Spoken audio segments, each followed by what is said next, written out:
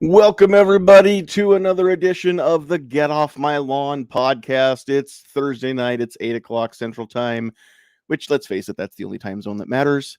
And it's time to just hang out, and it's going to be a fun night.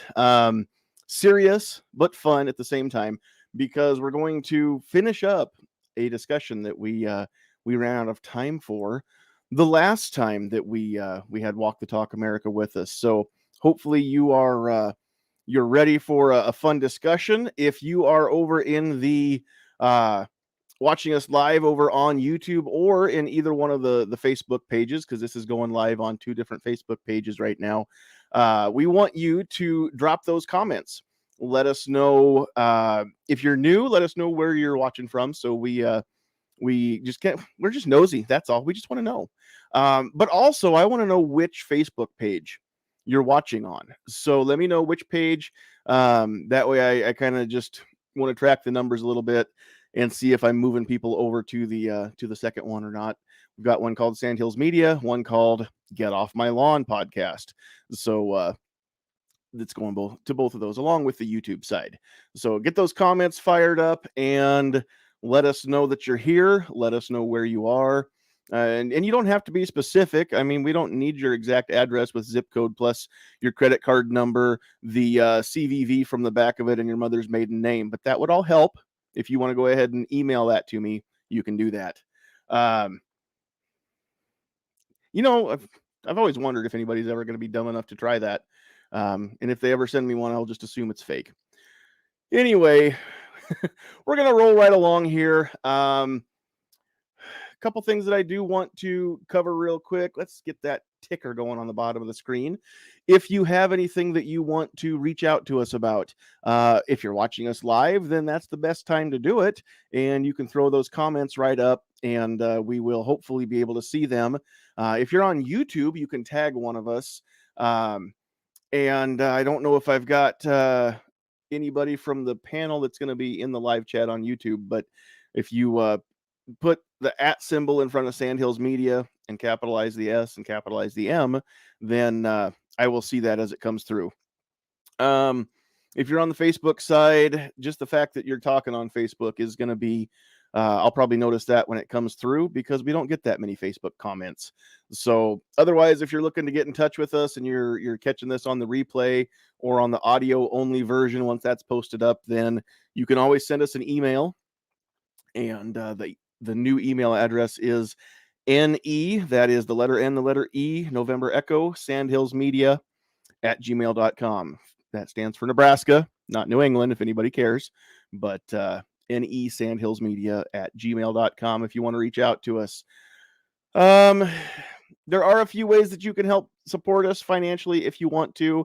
But you know what? Rather than make a big commercial, just check out the description of the video. Those links are in YouTube and Facebook both. So go check those out if you want to get some cool merchandise or anything like that. We're going to kind of get rolling right along here. We will introduce a few people and then we'll get into our discussion. So real quick, let's bring in a couple of our usual suspects. We're not going to have Pat. Normally Pat is here with us, but he sent me a message before we went live. And there's rain coming, and he is a farmer and a rancher first and foremost, so he has to stay in the tractor and bale some hay. And if you don't know what that means, it's got to get done before it rains, or it's not a good thing. So, Pat, if you're listening, we miss you, but we get it. And thanks for everything that you do to help keep America fed. We appreciate you. But we do have those other two Nebraskans that are normally here with us, waiting out in the green room. So let's bring those guys in first and say hi. We've got Defense Dad. What's up? Oh, not much. Just got home from work a little bit ago and looking forward to the show tonight. Cool. All right. Glad to have you along. And then also from the capital city, we've got the tactical teacher, Travis P11. Hey, what's going on, man? How you doing? Doing good. How are you? Doing good. I'm excited for tonight's topic. I think it's going to be a good discussion, and thank you very much for the invite, man. Appreciate it. Yeah, absolutely. Cool. Glad that you're here. Yep. Okay, and then we've got our two guests of the hour, I guess we could call them. Their faces are not strangers completely. They've been here before. One of them has been here just the one time, and and the other one's been here several times. So, Mike, you've seen Mike's face quite a bit. What's up, sir? How you doing, man? Thanks for having me back. You bet. Thanks for being back. And then also from Walk the Talk America, along with Mike, we've got Jake with us too. Hey, buddy. How are you? I am excellent. Good. Good. I've heard that about you. I practice it. Heard excellence. That's the word that gets thrown around in the circles of the people that know you. I might have made that up, but we're going to run with it. All right, real quick here, I do want to just mention that we are able to go live on multiple platforms at once because we have a few sponsors. Tonight's show is brought to you by Garrett Keel at Open Country Firearms in Osmond, Nebraska. Garrett's goal with Open Country was to create a great storefront and assist responsible gun owners in new and used purchases, custom orders, transfers, and more. He's always been an advocate for the Second Amendment and thought opening his own gun store would be an excellent way to help shooters get what they want and connect with new people. Call Garrett at 402-841-0970 or visit opencountryfirearms.com for some of the best deals on new and used firearms, ammunition, and now suppressors. And let him know that we sent you. So thanks, Garrett. Thanks, Open Country Firearms, for being one of our sponsors. We very much appreciate it. Go over there and give him some love if you would. You can find him on Facebook. I don't know what other social media, but he's available in lots of different places to catch him. All right. Real quick, before we dig in, I just want to say hello to a few people out there in the chat. Does not look like we've got any Facebook comments yet.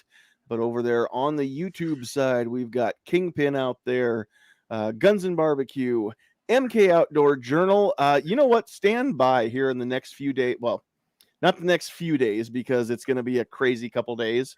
Maybe beginning the middle of next week, I will be dropping a video of my recent acquisition, my purchase from Mike over at MK Leather. Is it Leatherworks? Leather Goods. Used to be Budget. You guys might remember him as Budget, but it's still the same Mike. And he's out there watching tonight. Gunpowder Beauty's out there. Ghost is here. Some guy named Ghost Tactical. He's lost. He's looking for someone to help him. You know what? He says he ate all the crayons, which means he's a Marine, which means there's no help for him. So I'm sorry, Ghost, but I'm glad you're here. And Tacos and French Fries is in the house. Between Guns and Barbecue and tacos and French fries, even though I've always just eaten when I start one of these up, I get hungry. So those guys always make me hungry. MK Holsters and Leather Goods. That's what it is. So go check out MK Holsters and Leather Goods because it's good stuff. It's very, very high quality, great value. The quality that you get for the price you pay is unmatched anywhere, I promise. All right. We're going to dig into it. We're going to have some serious discussion. And just to kind of recap a little bit, the last time that we had Jake and Mike with us, we had the discussion about how whenever there's a tragedy somewhere, well, really anywhere in the world, but especially within our country, where somebody goes on a spree shooting or does something else terribly tragic with a firearm, that there are two knee-jerk reactions. One side is the anti-gun crowd, right? Their knee-jerk reaction is to automatically say we need to pass more of the quote-unquote common sense gun laws. We need to take away more guns because clearly people can't be trusted with them. But what a lot of people don't stop and realize is there's an what do you say, an equal and opposite reaction, knee-jerk reaction to from the other side, from those of us that are pro-gun and pro-freedom and pro-constitution. The first thing that you hear from the right side is we don't have a gun problem. We have a mental health problem. That's what needs to be fixed. And I know that people mean well because they're just trying to stick up for what they believe in. But what we talked about last time was how that just adds to the stigma. And we end up, whether we mean to or not, we villainize the people that are suffering from poor mental health, right? Or mental unhealth, I guess. And it just makes it that much harder for people to decide to come forward and say, look, I'm having some problems and I'd like to get them fixed, which is kind of where you guys come in to begin with, right? So when it comes to people who own guns, who are facing some stuff, and honestly, if we're all honest, we've all been there at some point at some level, right? We've all had stuff to deal with. And so I'm going to let whichever one of you wants to field this question, but would you guys just real quick, for anybody who's joining us who hasn't watched that last episode and is just now learning about Walk the Talk America, can you guys just kind of talk about what the mission is for the people who don't want to lose their Second Amendment freedoms, but also do want to take care of their health mentally? Big pregnant pause. I'm going to have to call on one of you. Mike founded it. I think he should answer that question. Sure, I'll answer it. At first, it was, for me, I started in 2018 off of a chance meeting with a complete stranger who asked one simple question. Most of you have all heard this. She was curious. There was some mass shooting that had happened, and she said, "What happens during these times?" She was gun neutral. She didn't care either way. She was just curious. And I said, well, everybody blames us and we blame mental health and nothing ever happens. In the beginning, what I wanted to do was raise money from the firearms industry and give it to the mental health community, because I thought they must know the answers, right? We don't speak to them. We don't work hand in hand. So they must have the answers. They're always talking about they don't have money. Because over the years, you look at all the cutbacks and everything like that. And I said, okay, well, what if we come up with the money? It seemed like an easy, simple solution. What I found is they didn't have the answers. So no matter what type of money we threw at it, it didn't matter. But what I did realize is when I looked into the firearms community, I said, okay, there's got to be something that we can do to get people the help they need when they're in crisis without fear of consequence. There's a way that we can contribute. So what Walk the Talk America has really morphed into over the last 3 years, in my opinion, is the firearms industry kind of taking back some power and showing up everybody else, that all those people that said, well, you don't ever do anything. You just literally like collect checks. And I saw that, right? I saw the people saying that, and being as one of those people who used to collect checks and stand around people who used to collect checks and sold firearms. I never saw one of them happy when there was some kind of tragedy. So I just knew that wasn't true. So for me, it's kind of grown into this thing where it's like, let's work together. Let's put down our differences. We cannot give up legislation, but we have valuable space, and we can work together and educate each other, and at the same time provide a gateway for people to get the help they need when they're in crisis without the fear of consequence, without wearing the scarlet A on their chest the rest of their life. So that's what Walk the Talk America is in a nutshell. It's a little bit more complicated than that because we got our hands in a lot of things. But, this is a homegrown from the firearms industry 501c3 that's proactively on the offense, trying to combat trauma and crisis and everything. So very cool. Okay, so last time you guys were here, we talked about how we don't want to, how do I say this? We don't want to champion the Second Amendment at the expense of those who do have some issues to deal with as far as the mental health side of things is concerned.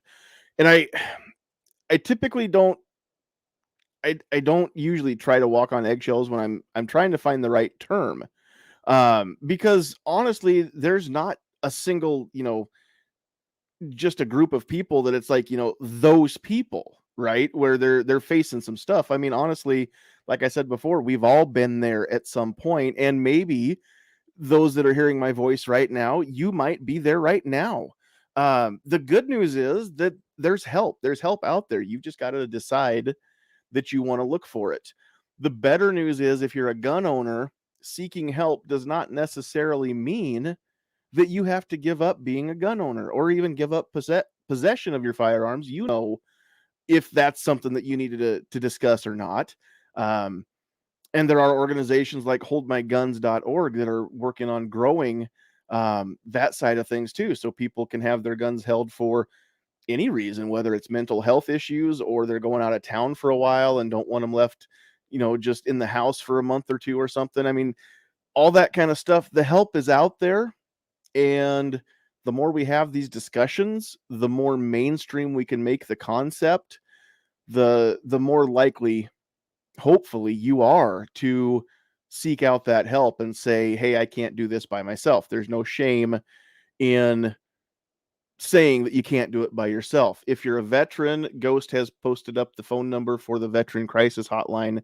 Real quick, I just want to read this off because it is important. 1-800-273-8255. Press 1, and you'll get to somebody who will actually listen and talk to you and help you out the best way that they can.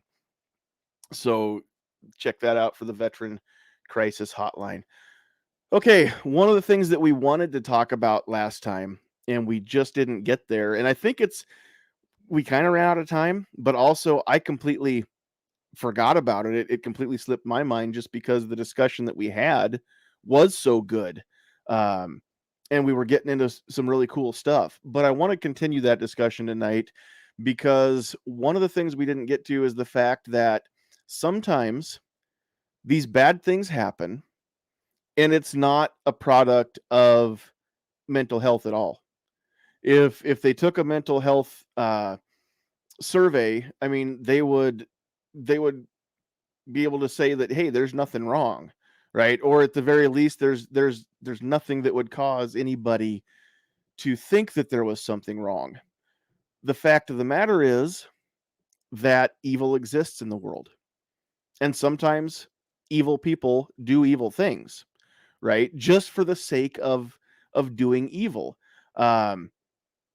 What is it? The Dark Knight movie with Christian Bale and Heath Ledger, where Alfred is telling Bruce Wayne, some men just want to watch the world burn, and which was kind of his way of explaining or rationalizing what the Joker was doing. And so I don't know what you guys see, and Jake, especially where you work in the mental health field. I don't know what you see, but I want to have this discussion because not everything can be blamed on mental health. And not only do we not want to add to that stigma, but we want to separate the fact that some things are flat out evil. And whether or not you believe in God, the devil, any of that, that's not even the discussion that we're having, because I don't think you have to believe in any deity at all to acknowledge the fact that evil exists, right? If there are people that are good and there are things that are good, then there are people that are bad and there are things that are bad, because nature wants balance. So, Jake, I'm going to kick this over to you. When it comes to just the concept of evil people doing evil things, I mean, what does that mean to you, and what do you see with the kind of work that you do? Thanks for having me, by the way.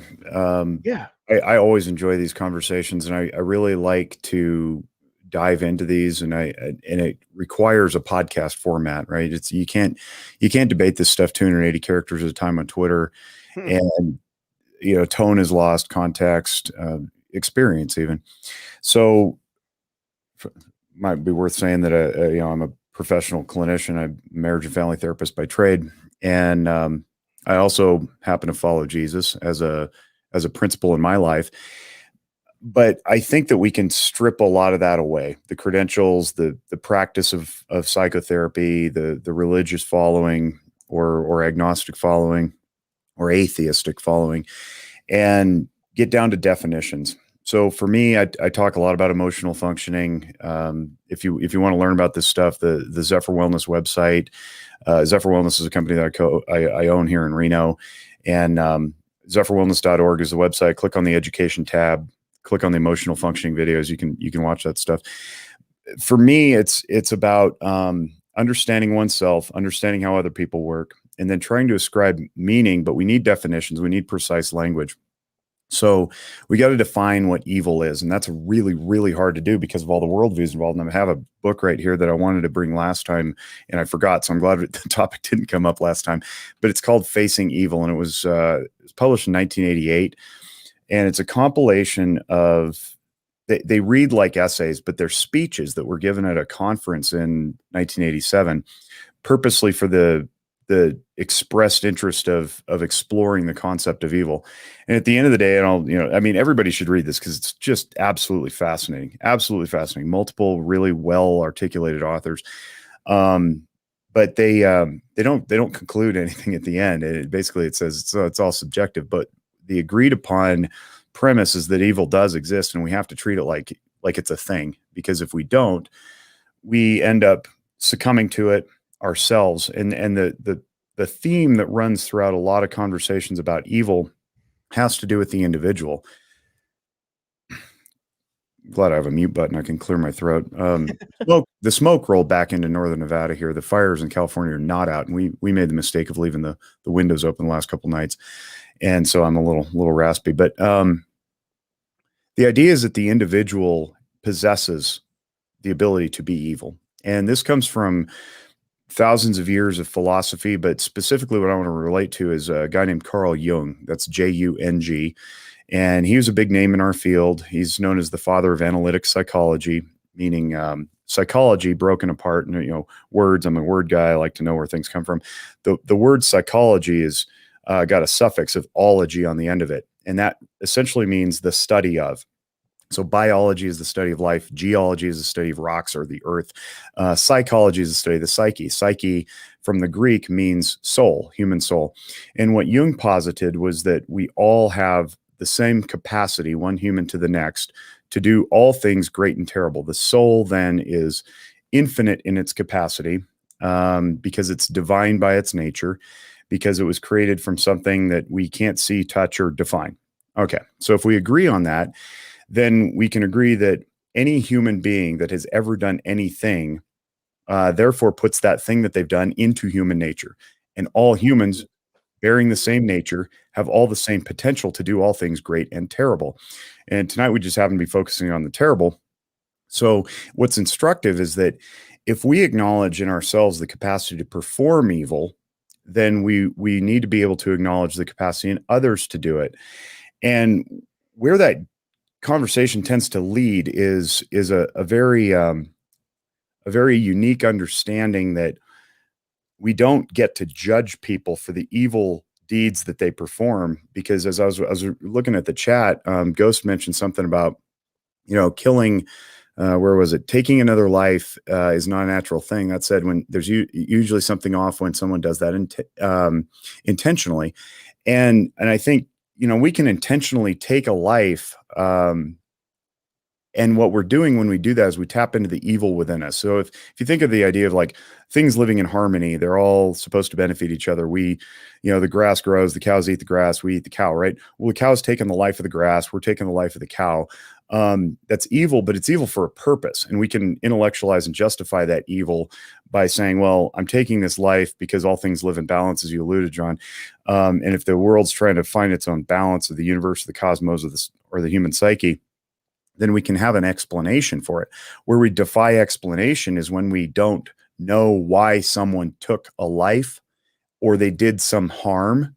And in preparing for this show, I thumbed through the book a little bit, and I was looking for some interesting talking points. Like I couldn't find any that were going to be concise enough. I mean, you really have to spend several hours reading through books like this and some of the other ones that I'll get to in a minute. But I think what comes of this is I was talking to my staff and I was like, hey, what do you guys think about the concept of evil? One thing that we all agreed upon was the idea of inflicting pain upon another with intent, but without purpose. And I think that's really the crux there. So like if we loosely define evil, and I know I said, we can't really define it, but if we could at least define it for our purposes as pain without purpose, and then the infliction of that pain upon others without purpose, I think you've got a pretty workable definition of what evil is. So I wanted to start there and maybe kick it back and, not turn this into a, Jake's monologue, and see what you guys think about that, at least that working definition, so we can move the conversation along. No, I absolutely agree. But then I can only look at the world through my filter, right? Oh. And part of my filter is that I also claim to be a Christian. I claim the name of Jesus Christ.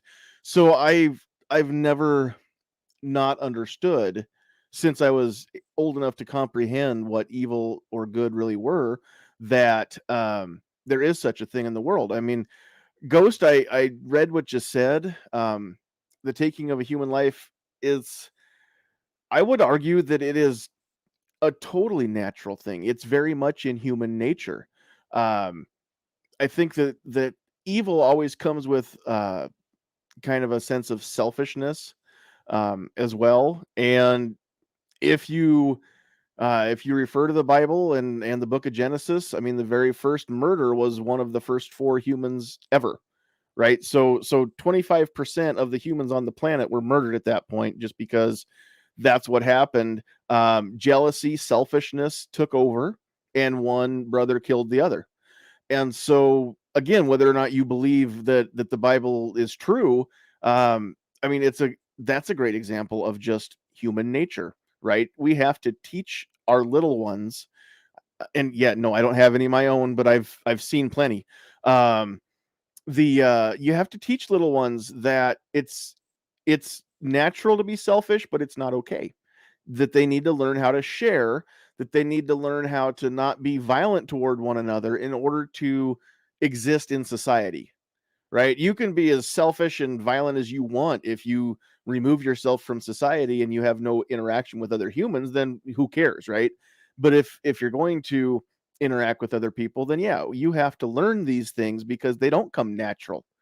And whenever society devolves, the first thing that happens is violence and selfishness, hoarding, right? Those who survive are the ones that claim the assets, water, food, shelter, things like that, and you're only able to claim them if you're strong enough to hold them, because there will be somebody that comes along and tries to take them. We see that time and time again. And so there are people that whether or not, I mean, yeah, we could get into nuances and degrees of what's evil, what's not, what's more evil, less evil, but I still think that it exists. And just to kind of back that up, we've all heard it said that, and I think it was it's contributed to Jordan Peterson, that unless you're capable of great violence, you can never be peaceful. You can only be harmless. Well, I want to turn that around just a little bit and say, unless you're capable of great evil, you can never be good.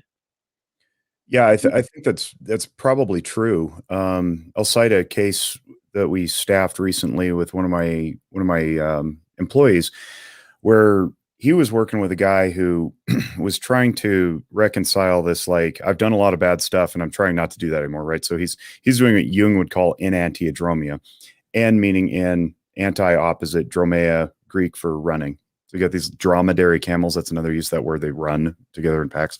So it literally translates as running in the opposite. And then the parenthetical on that is the direction that you know really well. So if this guy had done lots of things that he was not proud of, and he was trying to change his ways, but what he was doing was he was trying to carve that out of himself. And so this guy happened to be a youth sports coach of some kind.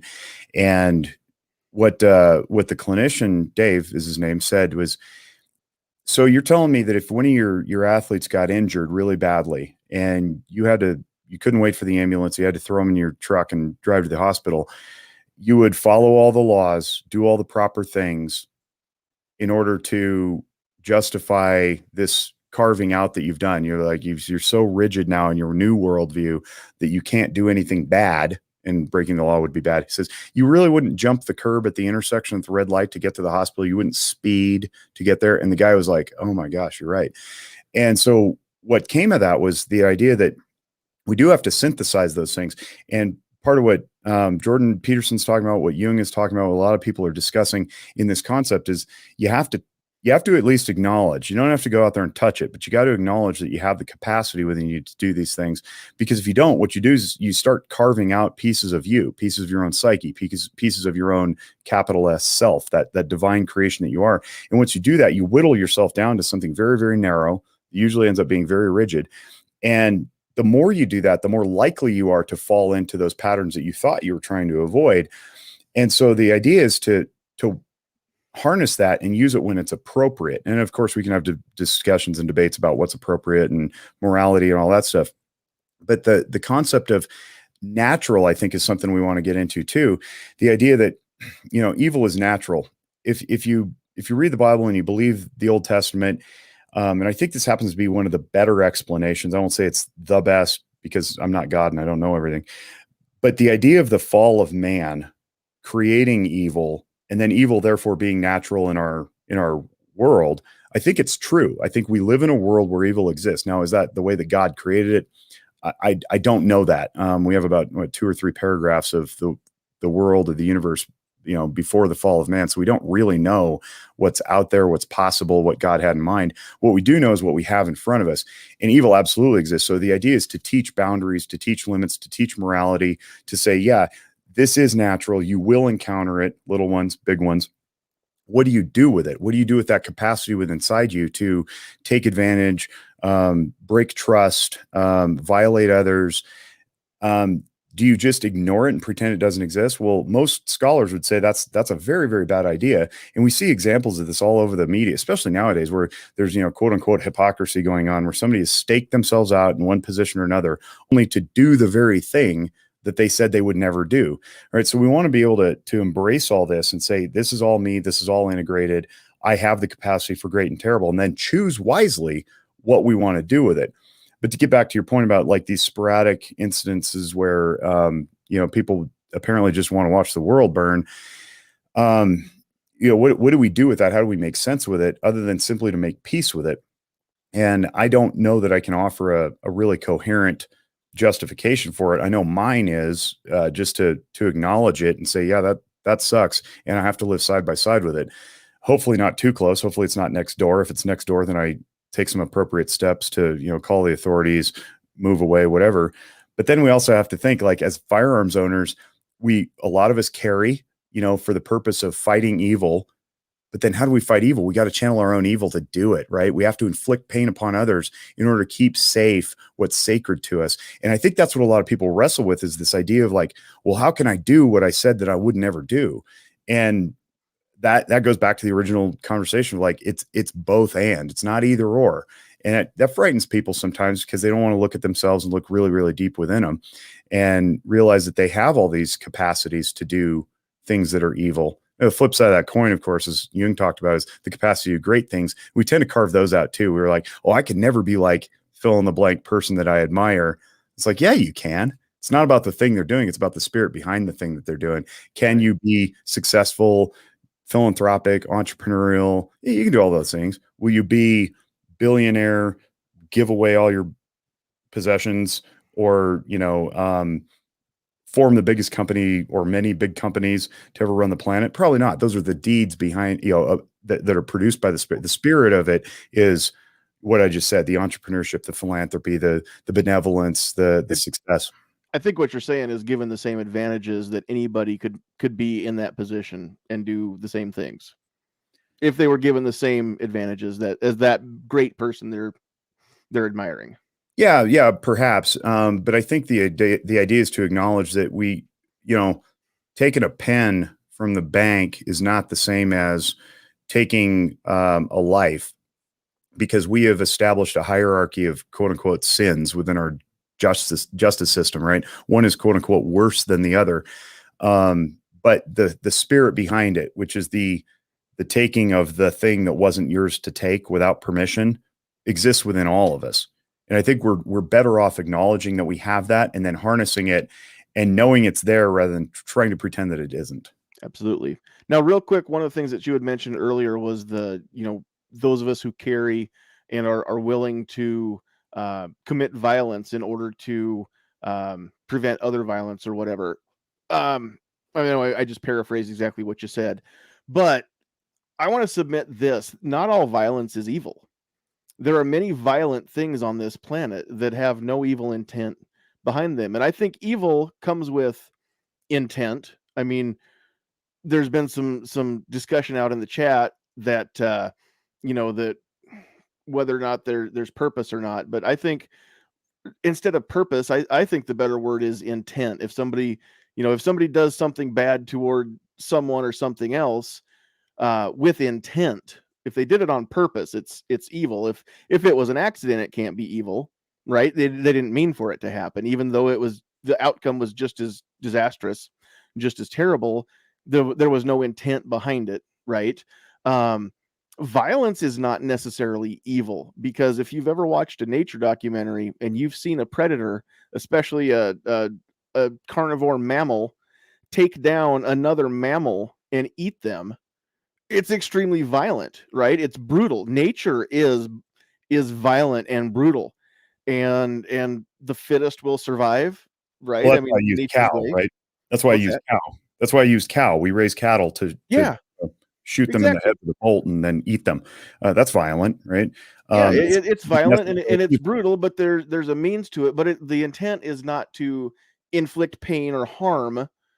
I mean, we euthanize the cow. We kill them in the most fast, most humane way possible, right? To do such a thing that we know of. And I know there are people that want to stop that practice altogether, and there are other people like my dad who, their livelihood is based upon that very concept of my dad.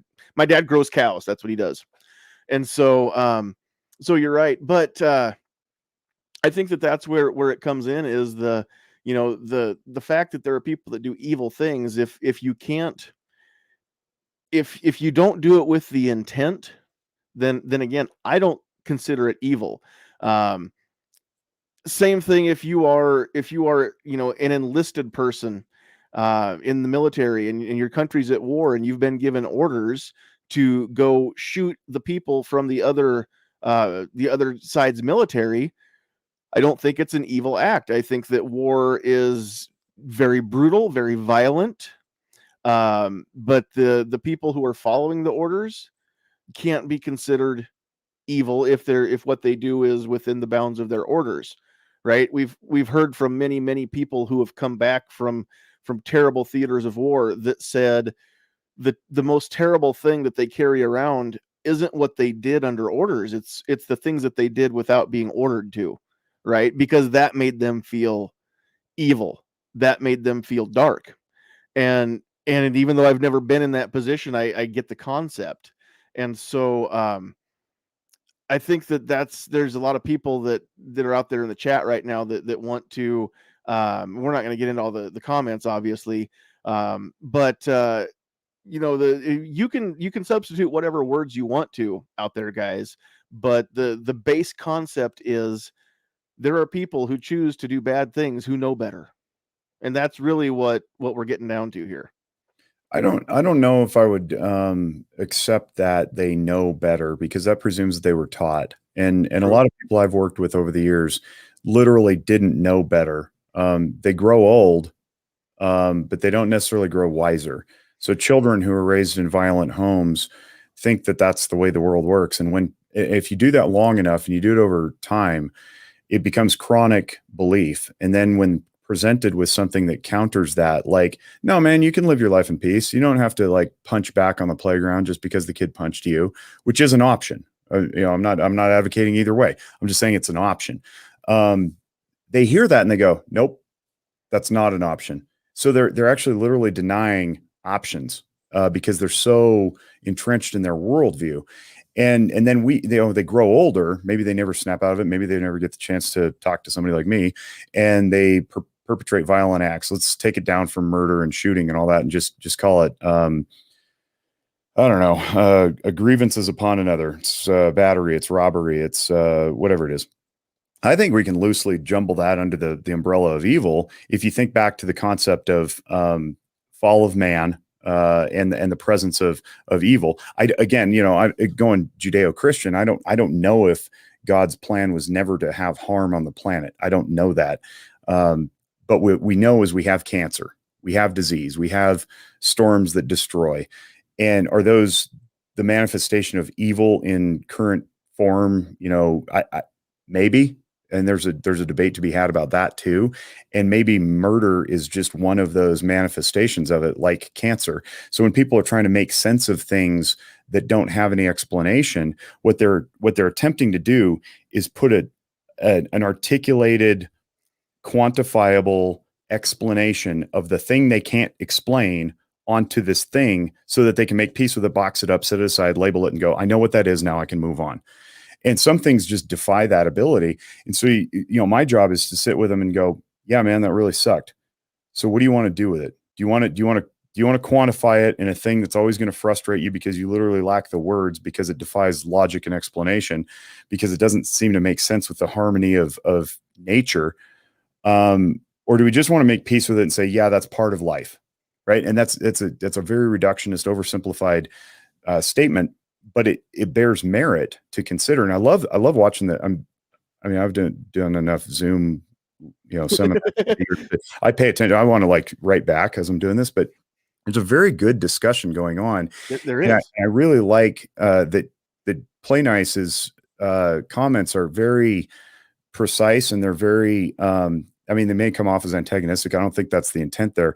I think they're worth exploring because those are really good points, because we're trying to find answers here. And that's a frontal lobe thing. This is why I go back to emotional functioning. Frontal lobe wants to find answers because we love certainty, and we like certainty because it gives us a sense of understanding. And some things are just like they elude understanding. So what do we fall back on? We fall back on scripture, doctrine, worldview, ethic, belief. And this is agnostic of religion. There's lots of people who find morality without religion, and there's nothing wrong with that. As long as you find your peace moving forward is what I'm helping people to do. Some of them can't find peace because they don't have something to anchor them. And so, of course, things don't make sense, right? So you got to try to find a way to make sense in your own worldview. And that's why it becomes quote unquote relative, right? The problem is we got groups and individuals out there who are saying, no, my worldview is right and you need to adhere to it. And that's, right. We see that going on all the time now.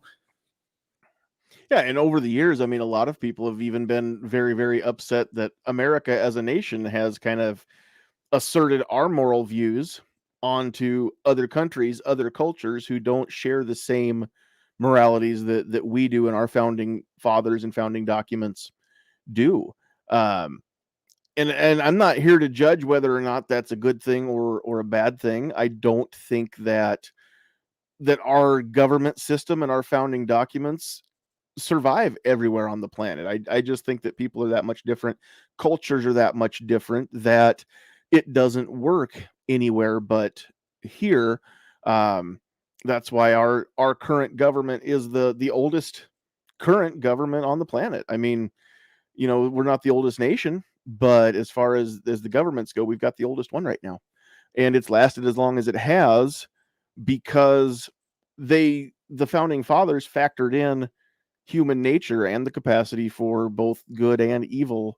And that's why we don't have a subjective true democracy. We don't have the whim of the 51% or the 50% plus one dictating, over the other 50% minus one. Right. Well, and the people are supposed to be in charge, not .gov. Right. Allegedly. That's the way that it reads to me too, but apparently the people that make the decisions, they're seeing stuff that I'm not, or they're not seeing what I am. I don't know which. You mind if I grab something here that I see? This is essentially sublimation. Sublimation is I'm so glad that got brought up because I was going to address it anyway. The idea of sublimation can be contrasted with an idea called displacement. And I happen to hold in front of me, I'm glad you said DSM talking points because I haven't gotten into any of those yet, but but I was going to. The Diagnostic and Statistical Manual of Mental Disorders, as you see, DSM. This is our Bible in my field. It tells us everything about how to diagnose. It doesn't tell us anything about how to treat. Well, in the older DSM, the DSM-4, we're on the current 5th edition here. The DSM-4 had what were called defense mechanisms. And these defense mechanisms were designed to be defined as some way that somebody keeps him or herself essentially sane in the face of conflicting reality. So you got your own worldview, new reality comes in and says, hey, also consider this. And if you can't make sense of that, there are ways to keep your ego safe. And 2 of them are displacement and sublimation. Let me define those in the old. Unfortunately, they took them out in the 5, which I'm very, very disappointed about. But in the other edition, displacement was the transferring of basically emotional energy onto a substitute object. So if I'm angry and I'm carrying around this anger in me and I don't know where to put it because society says, you know, you're not allowed to like be violent with your anger, I might go into the gym and I might, I might go to the playground and punch a kid. Now I've displaced my anger on that kid. He had nothing to do with my anger, unless he was throwing rocks at me. But we'll assume that that's a displacement, right? If I'm bitter at work and my bosses treat me poorly, I come home and I kick the cat and I yell at my wife and I yell at my kids or whatever. That's a displacement. I'm transferring my emotional energy onto a substitute object that's usually less threatening, right? Because I have a perceived inability to address it directly at work. Okay, sublimation then is to take those angry impulses and go in the gym and lift weights. I'm channeling it into with sublimation. I'm not displacing onto. And I think the expression of evil through violent acts is a displacement. It's a transfer onto something else that's usually less threatening. It's a substitute object. It helps us move that out of our system instead of doing something more adaptive, more functional, more healthy, like working out or meditating or praying or writing journals or whatever it is. That would be a sublimation, right? So I'm really glad that got brought up, because in the conversation today at lunch with my coworkers, I realized that it is a displacement. When we're talking about an expression of pure evil, I think a lot of times it is that displacement. We don't know what to do with what's going on inside us. And so we just pick something and we punch it, or we kick it, or we curse at it, or whatever we do, instead of going, wait, I'm aware that I got this going on. What's a healthier way to handle this? Then I sublimate it into something. Cool. We're completely over my head at this point. And I'm just kind of sitting back going, okay, yeah, smart people talking. John, shut up. Sublimation good. Bad. Okay, that's what I needed. Explain it to me like you would have to explain it to a Marine like Ghost, but you're out of crayons. He just literally wrote, "I'm not very smart." Yeah. Yes, you are. I'll joke aside. Ghost is a very cool guy, very smart guy, but don't tell him I said that, because I'll never admit to it. Okay, so one comment that I did want to throw out here too, because these are everything that we're discussing tonight, it is very subjective, right? This is very much dependent on not only each person, but each person's view of the world, each person's past experiences. Gunpowder out there said each person has their own set of morals, and we have a set of morals that guide our laws. Saying something or someone is evil is an opinion. And yes, it is. It's an opinion. My opinion is there is such a thing as evil in the world. I know that there are people out there who don't want to use that word. The disconnect comes with, we get hung up on a label sometimes, and what it actually means is still there, right? Whatever we call it, whether we call it evil or we call it somebody having a screw loose or whatever is the case, whatever it is, it's still there, right? I mean, a rose by any other name would smell as sweetly. It's not the name that matters. It's what it is or what it does that defines it, right? We have, as humans, we have to put a label on things. It's just the way that we are. I want to throw out this concept too, because I've heard this time and time again from people, usually on the left end of the spectrum, that these are the people that we talked about here a few episodes back when we were talking about fantasy versus reality, where it would be a great fantasy to say that, we could teach everybody to just always make the right choice, right? But the reality is that's not the world we live in. There are people out there who firmly believe that humans are essentially good, and that if left to their own devices, that they'll make the right choice more often than not. Now, again, that's the opposite of my opinion. My opinion is this is, of course, influenced by my Christian background.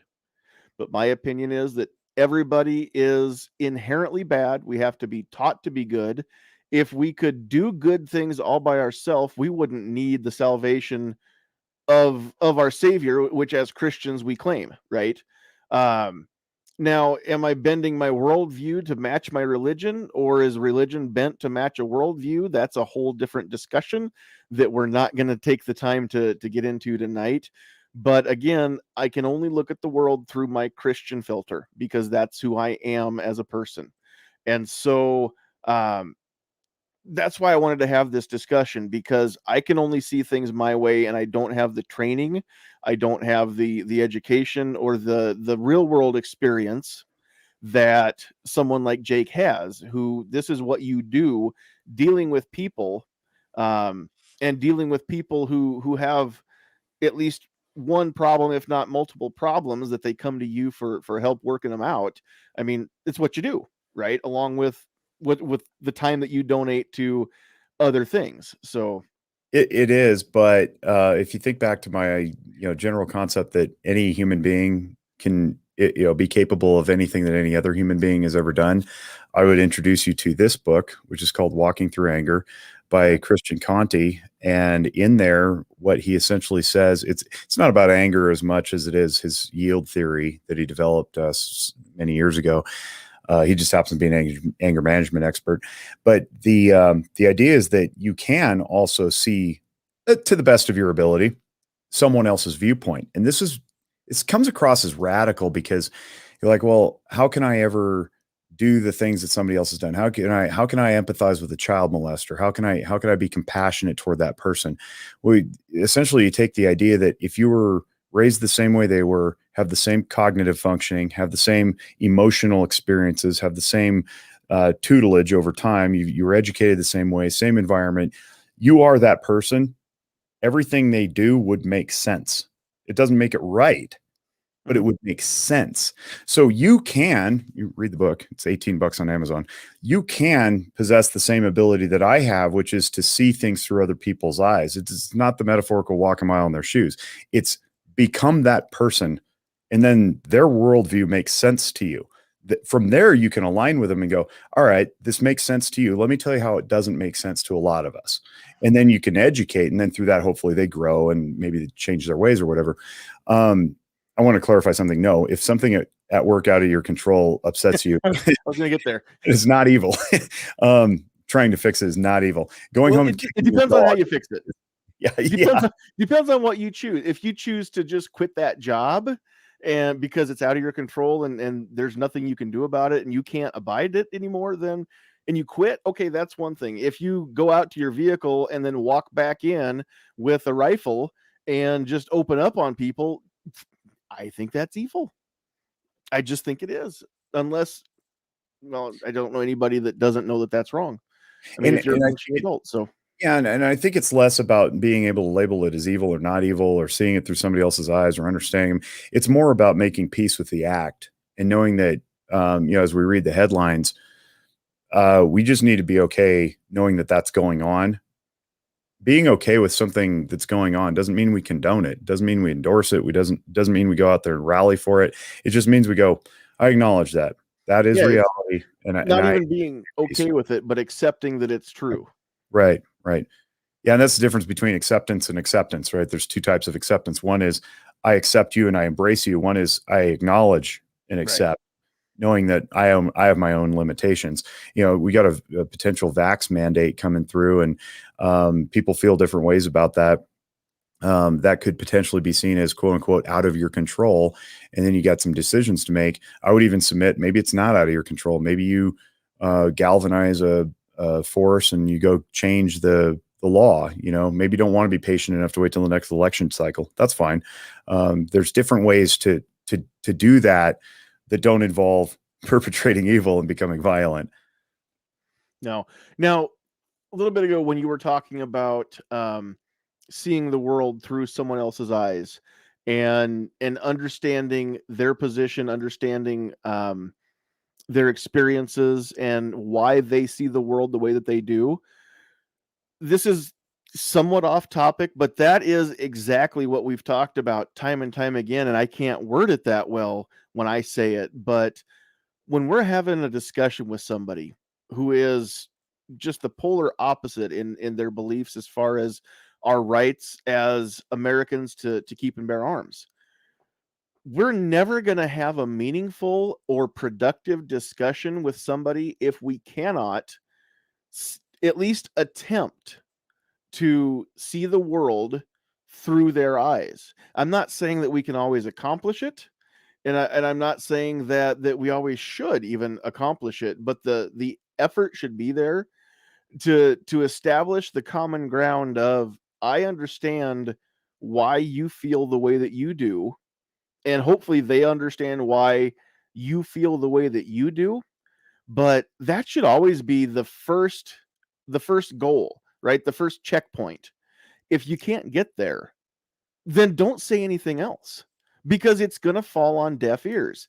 Now, there are times that who you're talking to isn't really who you're talking to. On social media, in public, right? You can have a discussion with somebody knowing full well that you're just as well be talking to a brick wall, right? But the people who are listening or reading what you're saying may not be as set in their convictions as the person who's part of the discussion. Now that's a different kind of a situation. But if you're literally trying to have a true, honest discussion, not a debate, but a true, honest discussion, if somebody is willing to listen, then we need to be willing to listen too and ask questions and get to know them first and foremost as a person. Because if they don't feel accepted as a human being, then they're never going to feel accepted as a human being who disagrees with us. And if we can't see them as a human being first, instead of just an anti-gun person or a gun grabber, or fill in the blank with whatever term you want to give to people that is not, it's not nice. I mean, that's the whole point of it, is to try and demean or degrade them. If that's where you're going to start, then you've already lost, and you've there's no purpose to have that argument or that discussion, that conversation. And so we've talked about that in here time and time again, how if we're going to change hearts and minds, we've got to start with hearts. And we can't change a heart to think the way that we think, or feel the way that we feel, but we can change a heart to feel that we care. And that's where it's going to come from, is we need to understand a little bit more about human nature. We need to understand that first and foremost, we don't know everything either, and we're not necessarily correct. That's why I say it's always healthy to have your beliefs challenged, right? Because if you don't know why you believe what you believe, then you don't really believe it. You're just repeating what somebody else has told you to believe. Same thing with a lot of people that are on the other side. But if we can first break through that barrier of, look, you're a person, I'm a person, we don't agree on this thing, but I agree that you're a person whose time is valuable, and if you want to take some of it and give it to me in a discussion, then I honestly, I owe it to you to learn a little bit about you, and let's at least, agree to run up the white flag and meet on, neutral ground of, look, we're both people who want to learn about the other one, right? If we can't do that, then nothing else matters. Lately with again, I know I'm going off subject here, with the Texas heartbeat bill that just got passed, there's been all kinds of posts all over social media about my body, my choice, and reproductive health and everything else that's going on.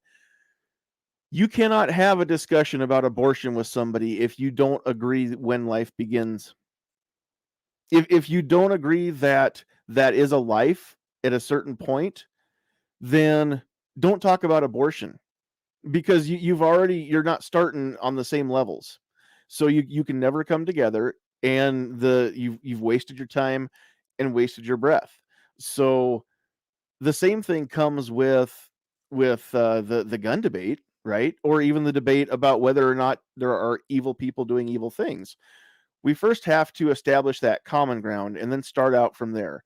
But our opinions may diverge, obviously, and go different directions, but we've got to start from the same place.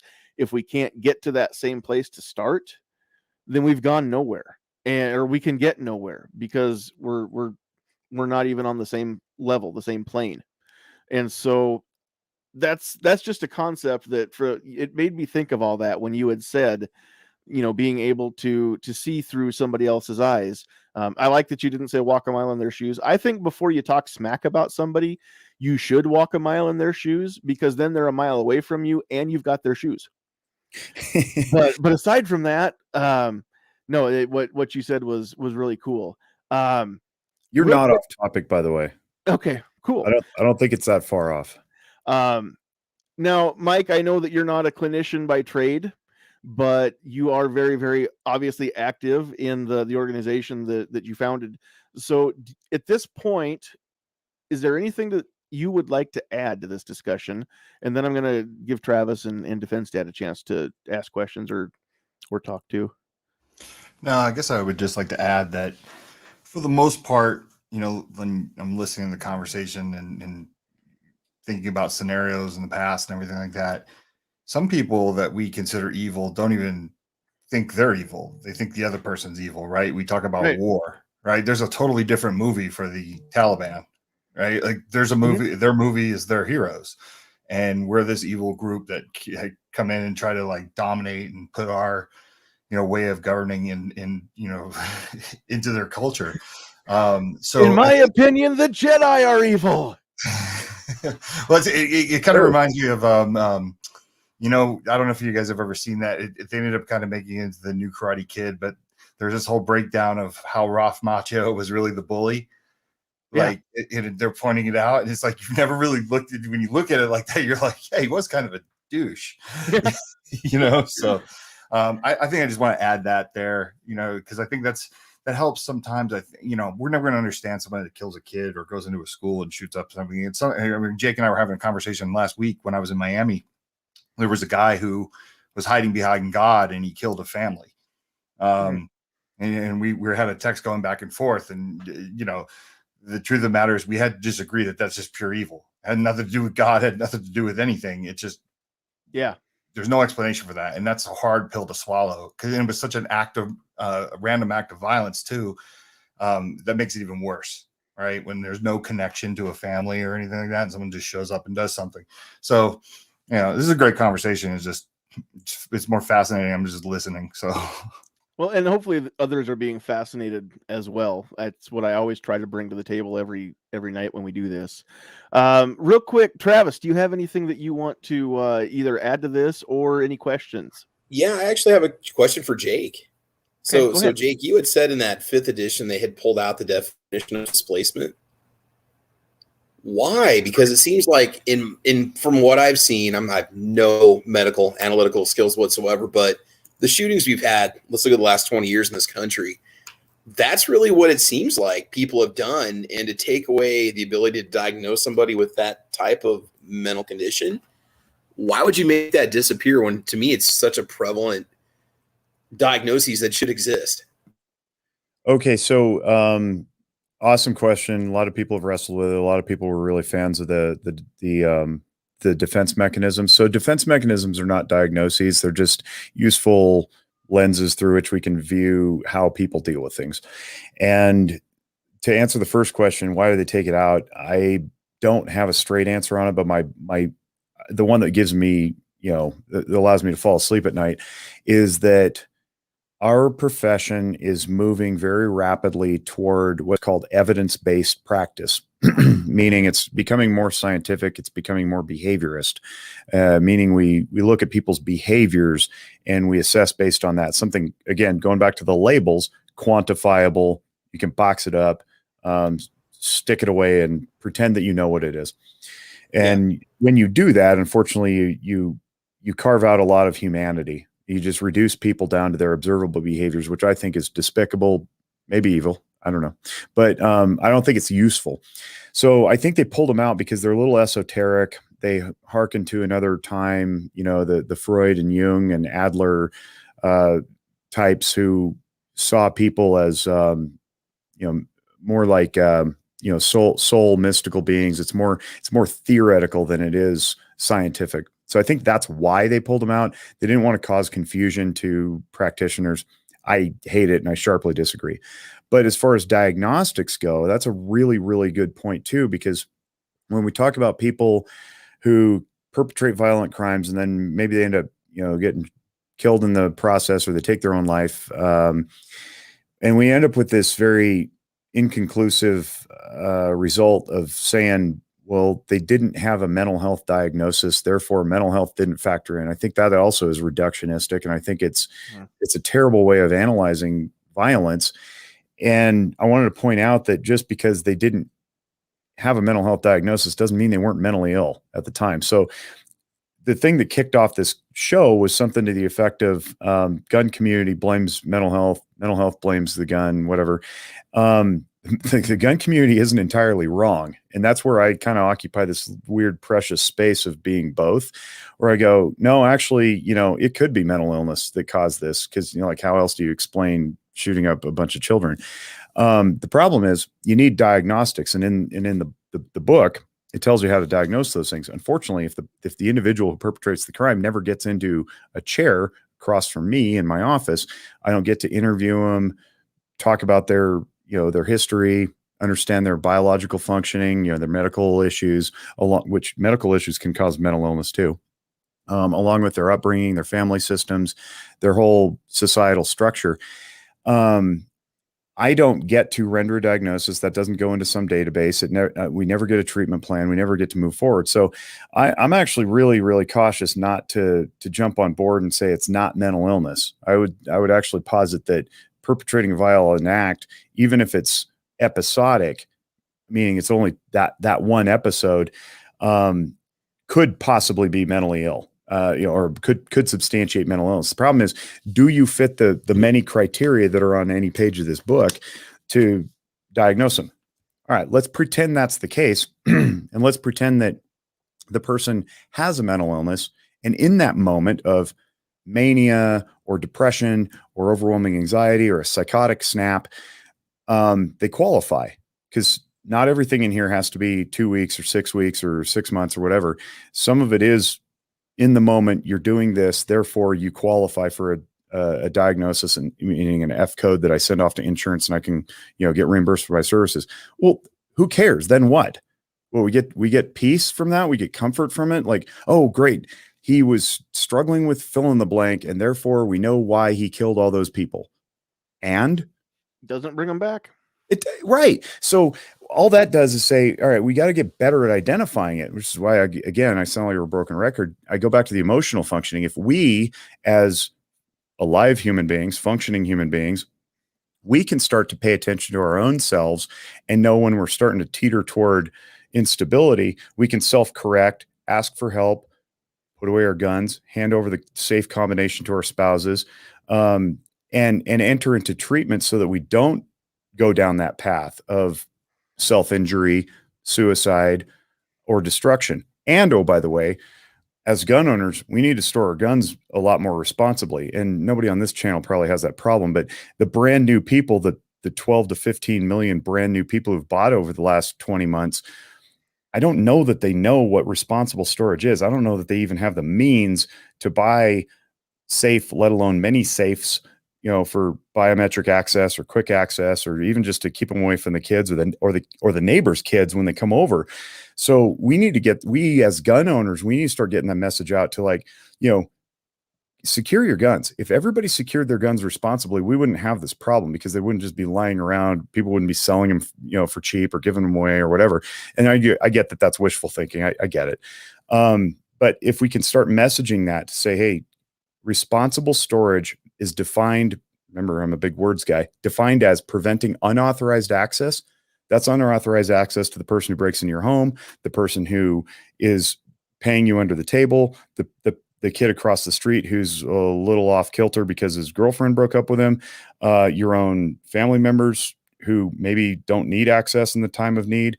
So, talking about crisis moments that drive people to do erratic things is necessary. It is part of the conversation. We can't just write that off and say, well, it wasn't mental illness because he never went to the shrink. That's That's not useful either. So my exhortation is to say it could be both, but it doesn't really matter. What matters is personal accountability, and it goes down to the individual. And I think part of the conversation that we're having too, that's sort of like we're kind of dancing around it, is this frustration that when we really, really, really want to be understood. Well, so does the quote unquote other side. They really, really want to be understood. Mhm. Doesn't mean we have to agree, but it also doesn't mean we stop celebrating our successes either. There's a lot of really good, responsible gun owners out there. There's a lot of legal changes that have happened that permit now, constitutional carry, that have transpired over the last 20 years. I think we need to stop being on the defensive too, because we've been attacked for so long, and start getting on the offensive with positive messaging, encouraging people to take ownership in what they're doing. Pincus says this all the time. It's like, rights come with responsibilities. I think for a long time, the firearms community is just like thumped on the rights thing because they were so bludgeoned with the rights restriction that we forgot about to teach each other the responsibilities and welcome in the new people and make it a warm, welcoming environment for new people to experience this. And then, invariably, some of those people are going to have struggled with mental illness. I have, Mike has. This isn't a secret. I'm not outing us or anything. But we own guns. We've struggled with mental illness. We're fine. So let's welcome in all those other people too, and not be so off-putting by being like, it's a mental health problem. It's just the crazies who do this. Like, yeah, well, maybe they were crazy, but how'd they get the damn gun in the first place? So it's very complex. Well, and let me say too, that the last episode, this episode, any other episode, or any other place that I've ever said this, I definitely don't want anybody to think that I'm saying we shouldn't talk about mental illness, or that we shouldn't blame mental illness for bad things that people do. I'm not trying to give it a pass, and I'm not trying to not have that discussion. I just don't want it to be the knee-jerk reaction, Right. where, we need more gun laws. No, we need to fix mental illness. No, we need to figure out on a case-by-case basis what went wrong. And then we need to ultimately, we need to make all of this mainstream, right? We need to talk about the responsibilities that come with the rights, although ultimately, I can only see this one way, that even the irresponsible have the right. Yep. The right will be there regardless of whether or not you take responsibility. But we need more people to take responsibility. I agree with that too. But And I again, don't think anybody thinks you're saying that. I mean, if they don't need to look any further than the fact that you're even hosting a podcast. You know what I mean? Like, right. Well, anyway, I just want to clarify, for the record, I don't want anybody to think that I want to not talk about mental illness.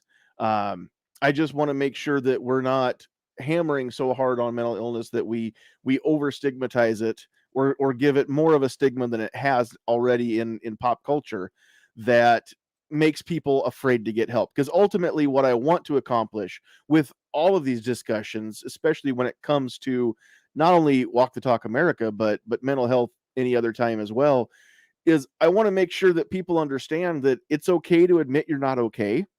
It's okay to admit you need some help, and it's okay to go get that help.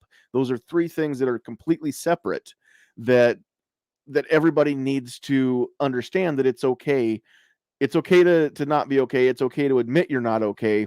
It's okay to admit you need some help, and it's okay to go get that help. So I guess those are four things, but definitely we want to make sure that we stress that above all else, is that the reason we're having this discussion isn't to number one, it isn't to solve all the world's problems. It's to admit that the world has problems, right? And just get that out there, because we don't talk about that enough.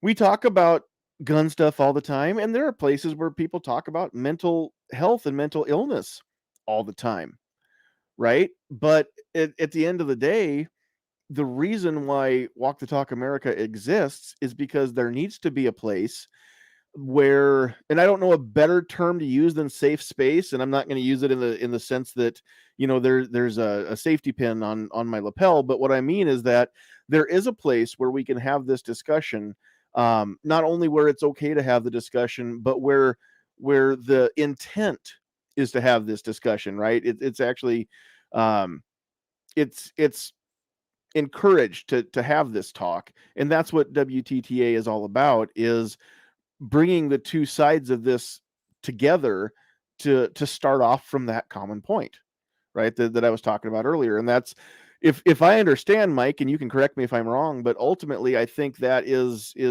what your goal is with WTTA, of at least a goal is to create that place where we can start from, you are here, and one side is here, the other side is here, the gun people, the mental health people, we're right here together. Now, let's go. Let's talk. Let's start off from step one. But this is the 0 point, right? Now, is that right, Mike, or am I completely missing the boat here? No, you're not missing the boat at all. Yeah, I mean, it's even from the first time I was on your show, it's grown into something so much more than I thought it would. It's awesome. It's really important though that we do it. I mean, I can't stress that enough. Like the gun industry or the 2A community takes charge of this, because once again, that's why we're at the point we're now, where everyone just wants to throw this wacky legislation that doesn't work, is because we sat back for so long. I mean, I remember when the president of my own company took his own life with a firearm and no one talked about it. It's like we did the funeral and we just moved on. And that was back in 2009, when it really could be weaponized against you. So it was just like another number added to some, tragic event. And we didn't want that, right? It was kind of like, hey, we can't, we don't want to talk about it. The fact that he took his life with one of our own firearms. And, where it's come now, and when you see the mental health community getting excited that we're excited about this stuff, that we're talking about this stuff. And I know, Jake, you're nodding because you know exactly what I'm talking about, right? They never thought that we would go this far. There's a little documentary that came out about a couple months ago that was a little feature on Walk the Talk America. And one of the things I'm really proud of is Arms Corps at the end, right? Arms Corps is sitting there, and they're like, we put one of these mental health flyers in every single box, and it leads to screenings, and we're putting it on the side of our ammunition and all this stuff. And I know for a fact that's just blowing people's minds. And there's no government entity telling us to do that. We're just doing it.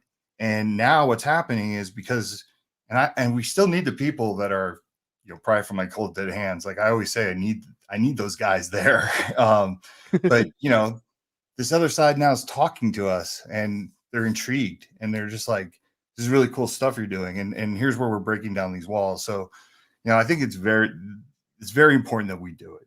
Sure. Well, yeah. And I can, maybe it's because as a person, this is how I'm wired, but I have always tried to relate things. When you're having when you're saying something, there are 1,000 things happening in my brain that help me find something else to relate it to, right? Like Mike, you were saying earlier, and I interrupted you with that Star Wars quote, because that's how my brain works. And I say that because then it gives you a little feedback of whether or not I'm getting it, right? If I'm understanding you correctly. That's why I do that. But that's how I'm wired. And I totally understand the cold dead hands crowd and where they're coming from. The ones that want to, just want to scream shall not be infringed. I get it. I understand. You've had it up to here. You're pissed off. You're not going to budge another inch. And I totally get it. I know where they're coming from. I don't even have any kids, let alone I've never lost a kid, and especially not to an act of violence. But I try to think about how would that make me feel if that was me that was burying my child because of a violent act of somebody else. And I realize that I can't feel what that feels like, and I don't know what that feels like.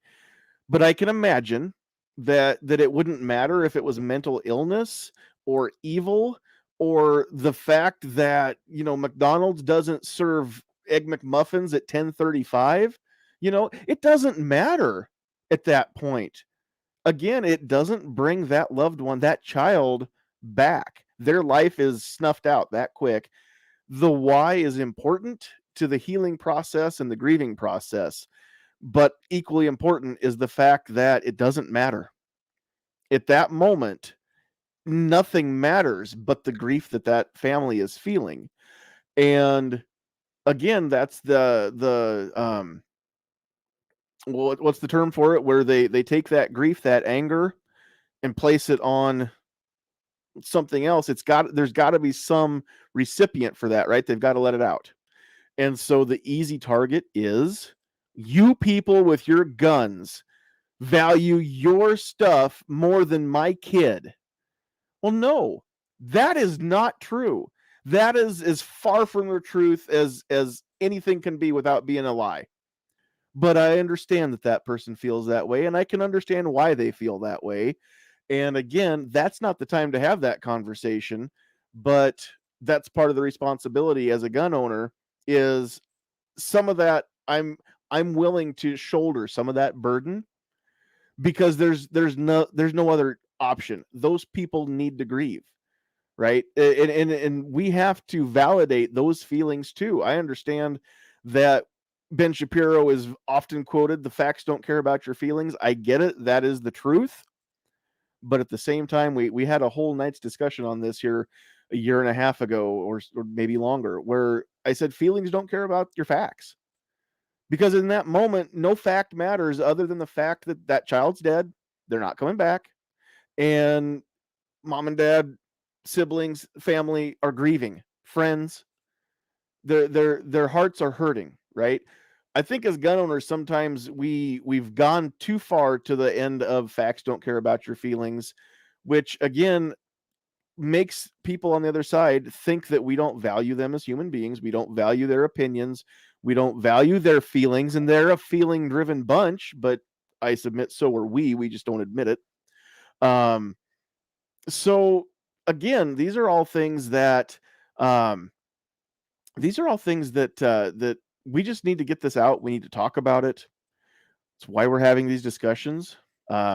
It's Mike, I tell you what, I don't hear from the mental health community. The fact that they're told, what the hell? well, you never write, you never call. I have to. No, I'm kidding. With the exception of Jake on 2 episodes now.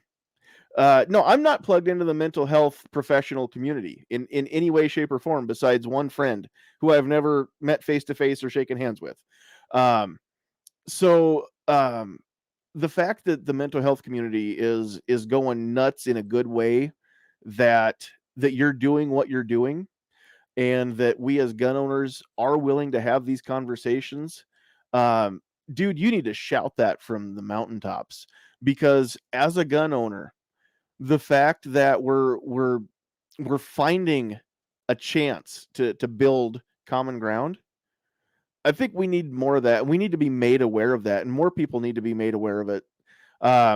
This is the part where, if you're watching or listening, please hit that share button and send this episode out to everybody that you know. In fact, if you've got a way to send it to people you don't even know, that'd be even better.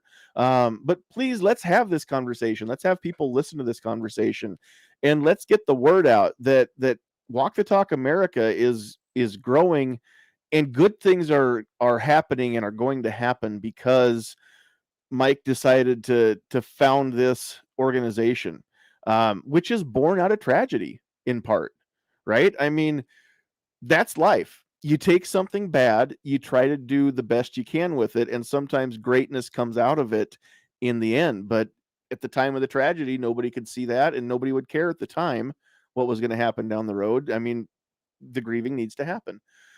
So, okay, real quick, Defense Dad, I have not forgotten about you.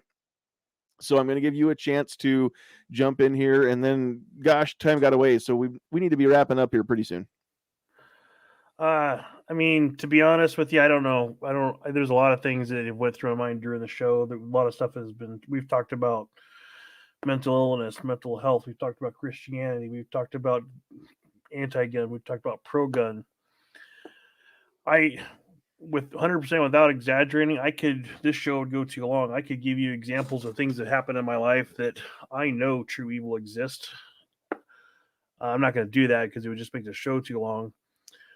You've got the anti-gunners saying, things like take away all the guns, make it safer. You have the people with cold dead hands. I mean, there's just so many extremes out there.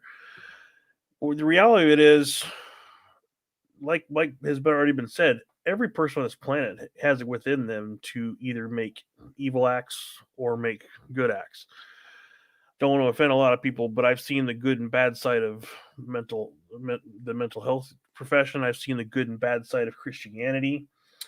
There's been more evil acts committed throughout history in the name of religion or Christianity.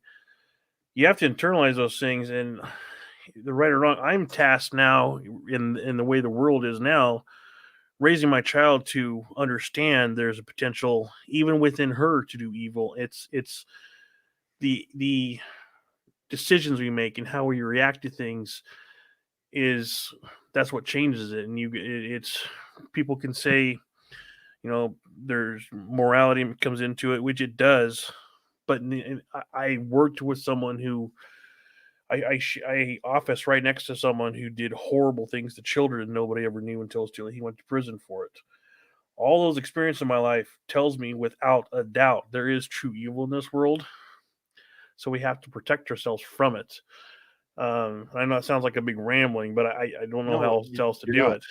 I've just experienced enough things in my life that if I told you all of them, people would think I was exaggerating just because I'm on YouTube, and I'm not.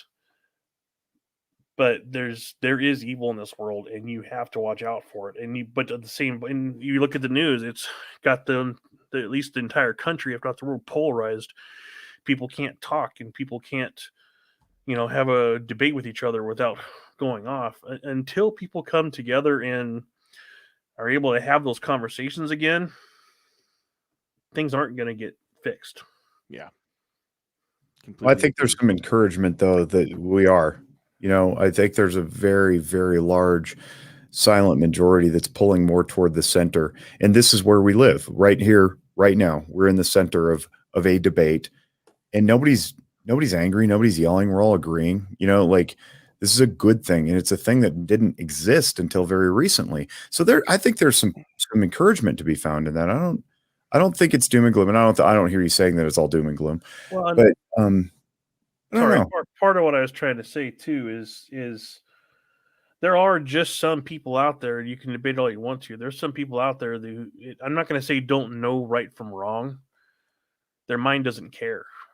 And they're not the majority, but it exists. It exists out there. And no amount of gun control, no amount of mental illness diagnosis is going to cure that. There is just some evil out there, and you have to protect yourselves and your family from that. And you have to understand there is that possibility out there. Yeah. Yep. Very, very, very true. Yep. All right.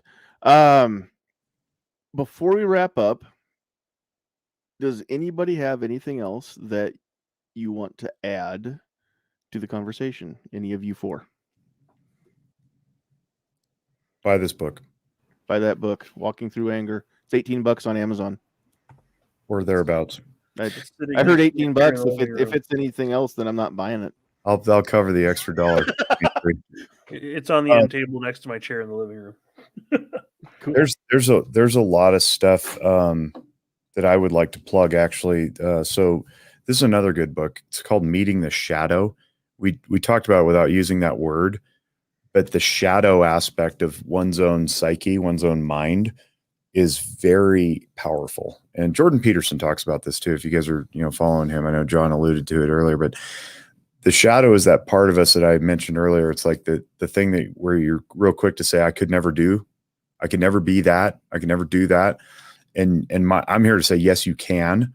And it's what you do with that potential that makes your decisions important, right? So we don't want to ignore the shadow. And there's two sides of that. There's a good side and a benevolent side, and then there's an evil side.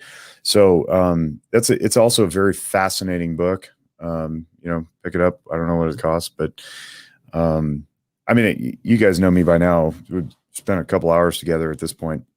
I think it's I could go on forever, but I think what's important is that we're all humble and curious enough to receive new information and evolve our perspectives away from the rigid, dug in, shouting, screeching positions that I think and social media tells us that they're out there, but I don't think they're common.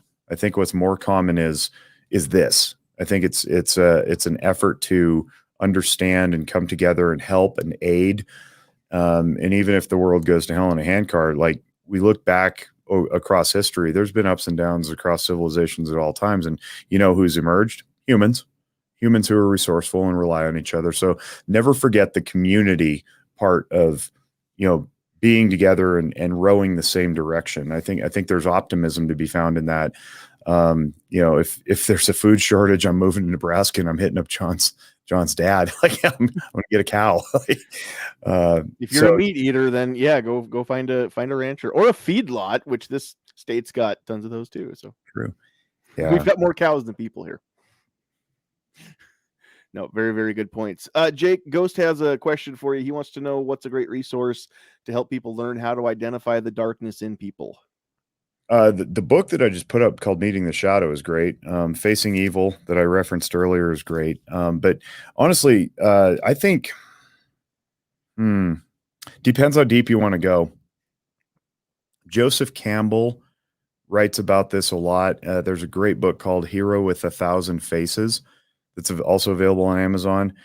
It's deep, man. Like you read like 6 pages into that and you're like, why do I even have television? Like there's so much more to learn about like human beings.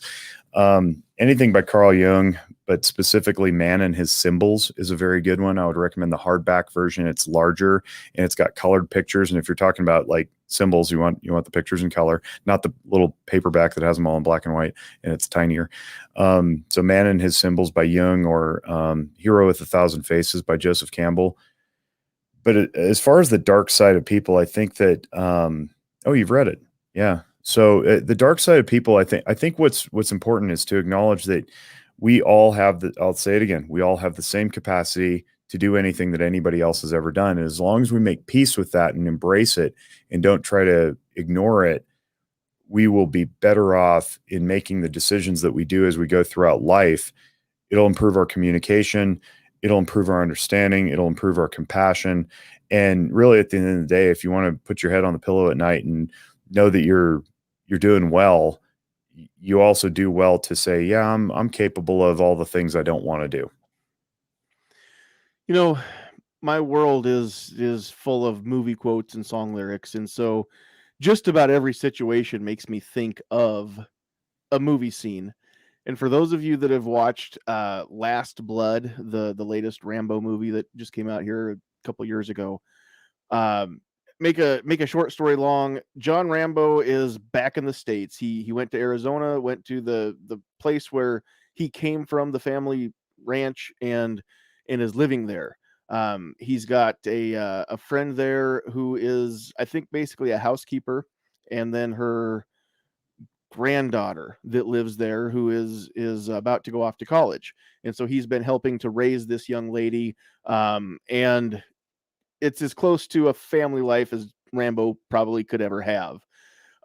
There's a scene where Rambo and the young lady who calls him Uncle John, they're riding horses, and he's kind of preparing her to go out into the world, and to not get too dark with her, but at least let her understand that the world can be a bad place. There are bad people, bad things can happen. You need to be prepared. Not everybody is good. And she said, well, you're good. You've changed. And I can't get the exact wording, the quote right. I need to go find that and write it down. But basically what he says is, I haven't changed. I just keep it bottled up now. And I think that's ultimately the difference. If we want to hang good and evil labels on people, the capacity for evil is there, but you keep it bottled up. The shadow is there, but you keep it under control, right? It even goes back to the saying of, be nice until it's time not to be nice, right? I mean, that's exactly how most of us live our lives, really. It's there, but we've learned impulse control, right? I mean, that's another feature of a good person is being able to control impulses and fight those off when a bad impulse comes along, and knowing better, right? And being in control.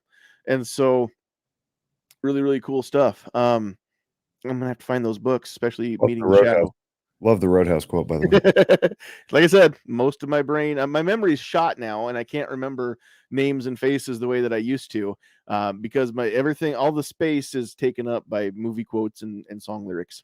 As a DJ, it comes in handy, but as a functioning adult, not so much.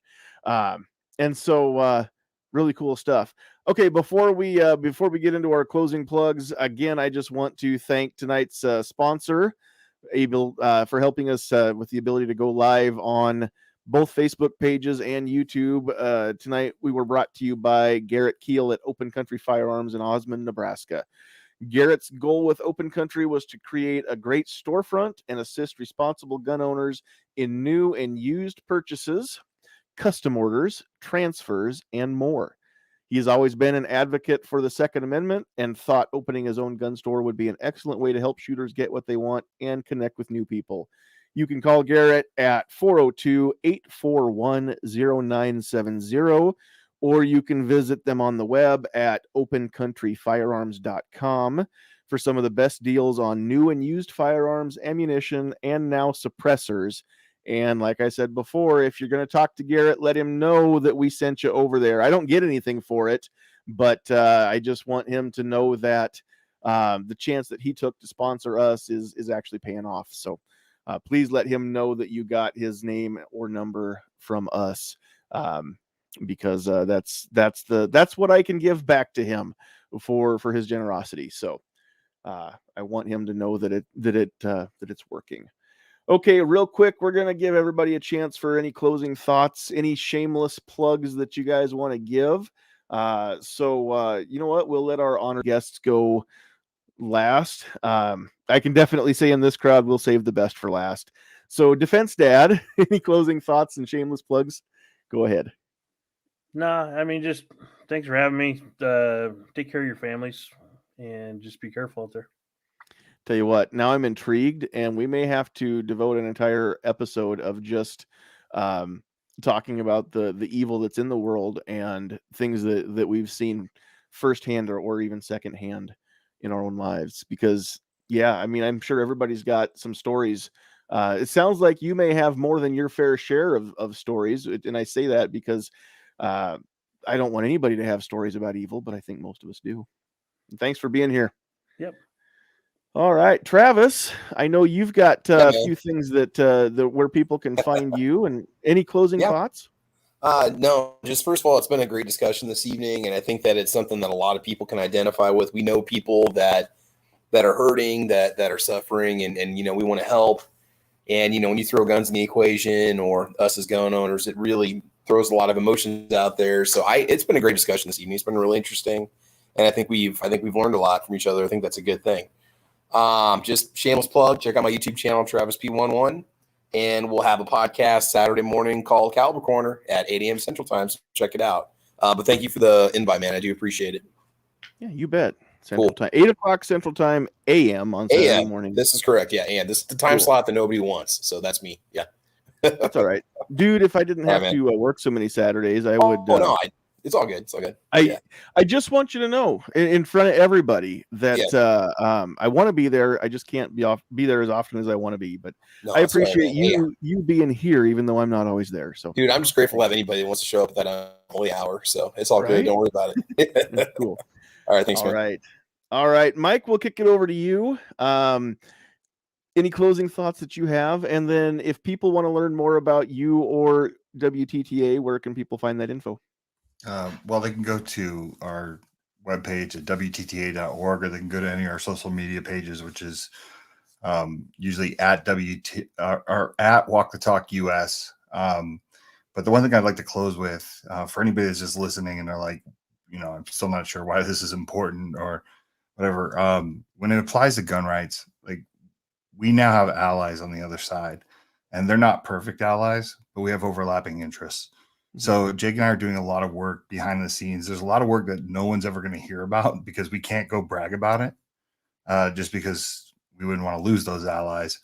But there are a lot of silly bills that stigmatize mental health, and we're hypersensitive to that, so we read them with a different lens. And then when we figure that out, we can contact our partners or people that are on that side and say, like, this doesn't seem right from what you told us. And then they have to go after it. So keep in mind, like, this is super important for the gun industry. Let's go back to, this is why we have to do it ourselves. Like, there's nobody who's going to come save us. We have to do it ourselves. We have to take on the responsibility of the evil things that guns do, like, in the hands of the wrong people. Mhm. And we also have to hit suicide head on and own it. Mhm. And that's why this is so important. Absolutely. I completely agree. And even though you just said that there are things that you can't share, you can't brag about, again, I just want to encourage you as much as I possibly can to share those victories when and where you can with the 2A side, because I will give you my commitment right here to help share, help spread the word as much as I possibly can, with my not very, how do I say this? It's, my voice is loud, but my reach isn't very big yet. Maybe one day I'll get blessed and it'll grow. But I think that we need to have those conversations within the 2A community, that there are people like you guys who are working hand in hand with the mental health professionals, that again, you're working to establish this common ground and common goal, and that people are noticing and people are listening, and good is being done as far as the pro 2A and pro um, mental health um, communities, that again, good things are happening. So I wish I knew more of what was going on, and I understand that some of that you can't share, and I get that. But as much of that as you can share, dude, you need to be just screaming that out, that good things are happening, that progress is being made. That's what I'm trying to say.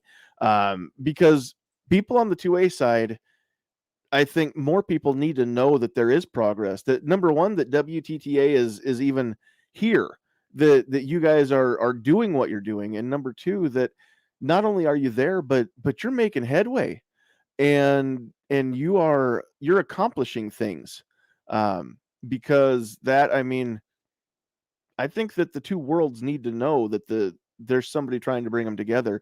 The more people who are aware that we need to work together, the more people will be willing to give it a shot, I would think. And so, yeah, there's always going to be a few on both sides that refuse, right? I get it. But, at the same time, I mean, I've even seen small enough towns where the Catholic Church and the Lutheran Church pulled together for a community fundraiser. And if those two can get along for a common goal, I mean, mental health and guns should be easy, right? So, but no, thank you very much for everything that you're doing. I know that maybe there are days where you feel beat down, and it can be kind of thankless. So I just want to say thank you, as somebody who I'm not dealing with anything where I need help professionally right now, but I have. And again, I'm a gun owner. I've been there. I've stood on the ledge and looked into the black pit, right? Not everybody's been there, but I know what it feels like. And I stepped back, but too many people can't. Too many people can't keep from going over that ledge. I get it. I know what that feels like, and I know what it means to get there, and how easy it seems. Like, it's not an overnight thing, right? It's a slow fade, but you all of a sudden you don't realize, how'd I get here? Now what do I do? It just doesn't seem like there's any way out of this predicament, or down off this ledge. Well, there's help, guys. There really is. There are people that care. There are people that want to help, and trust me, if you're listening to this podcast, then I don't need to know who you are or know anything about you to be able to tell you that you matter, and the world really is going to be better off with you in it. Now, please don't go commit don't go commit tragic acts after having heard that and make me a liar. But no, honestly, all kidding aside, that please don't don't think that that's your only option. That's all I want to say. All right, Mike, thanks for everything. Jake, we will let you back clean up here. Any closing thoughts for you? And then if people want to hear more about what you're doing, not only with WTTA, but anything else, where can people find you? Well, when I back cleanup, I tend to pop up, so maybe this is a bad idea. It's all good. A couple of things. Patriot the Dark of the YouTube channel says, I've recently spent 52 hours straight keeping somebody close from going over the edge. Doesn't matter how tired you are, how exhausted you get, stay that extra mile because you'll never regret it. And then followed up with, and eventually looking back, they won't either. I think right now we're in a spot where the entire country is exhausted.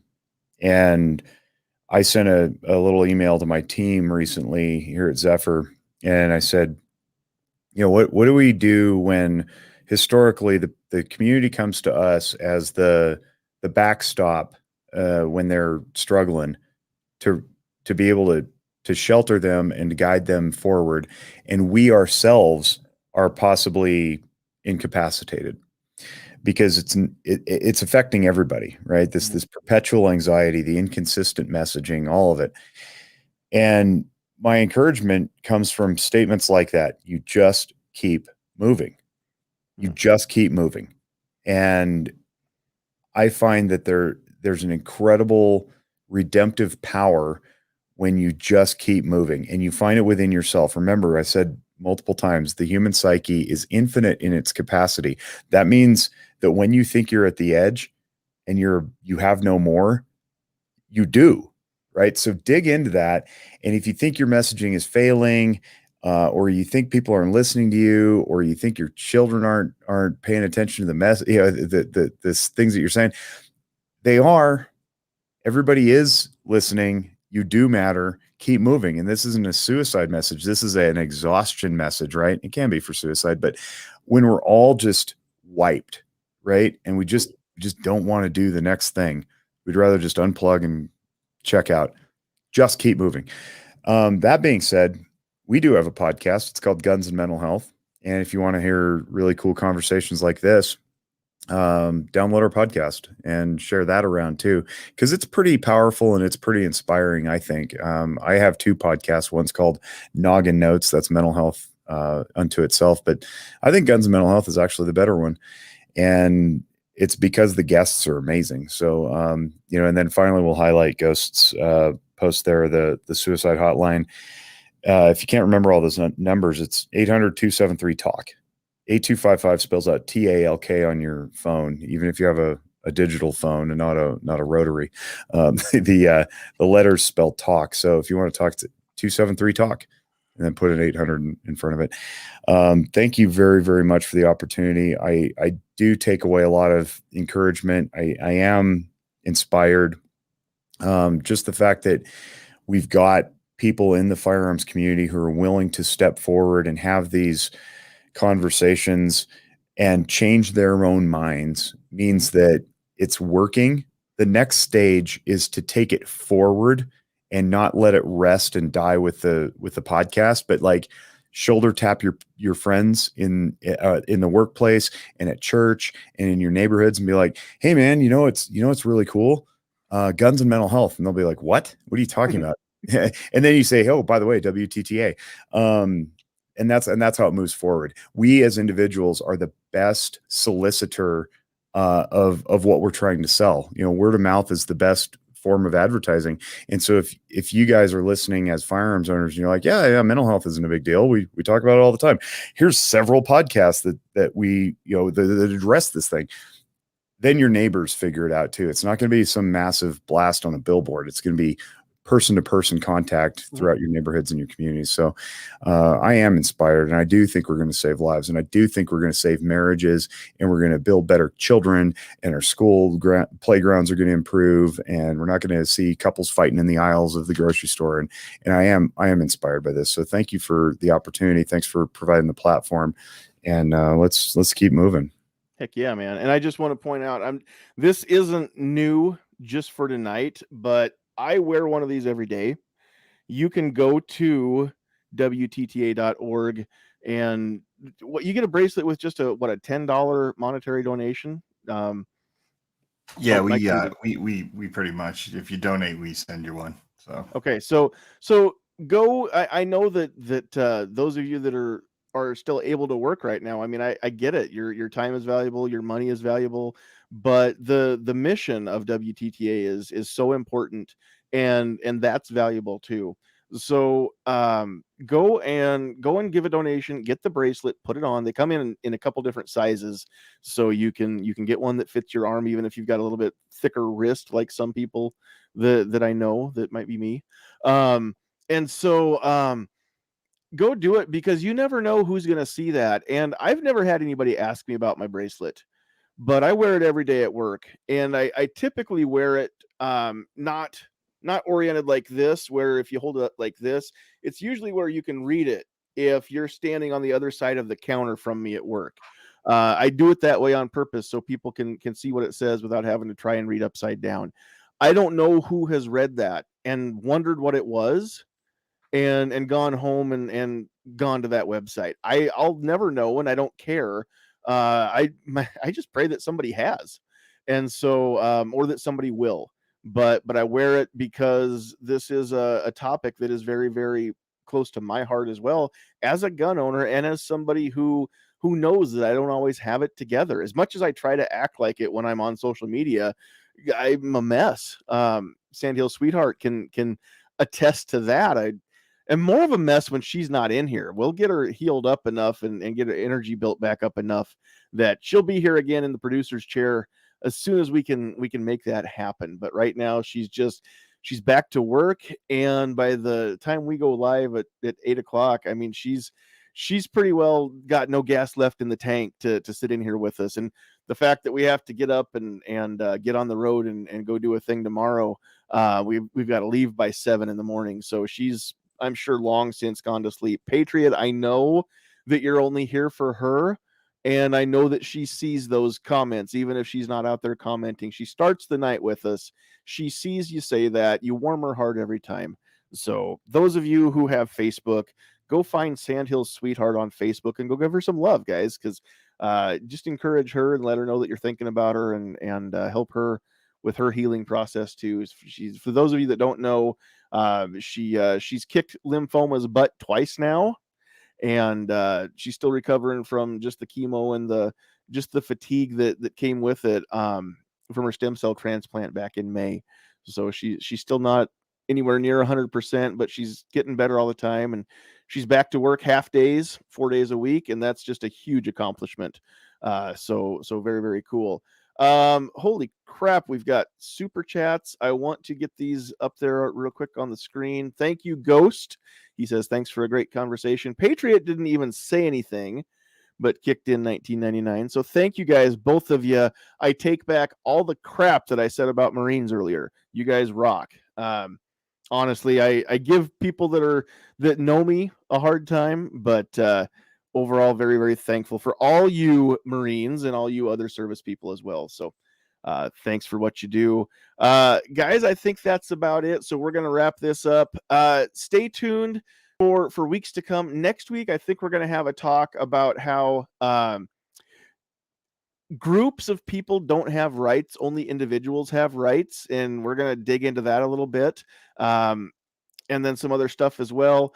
If you are, not only if you're a hunter, but if you watch shows on the Outdoor Channel or the Sportsman Channel, you want to be paying attention in October, because we've got some people some faces, some names you'll recognize if you're watching that hunting stuff. And one of the things we're going to talk about is how the 2A community, when I drop names off Outdoor Channel that do hunting and stuff like that, they're like, who? I don't know who that is. And when I talk to people that hunt, and I talk about names within the 2A community that are, the GRPC crowd, I call them, because, it's the people that always talk at rallies or events like GRPC.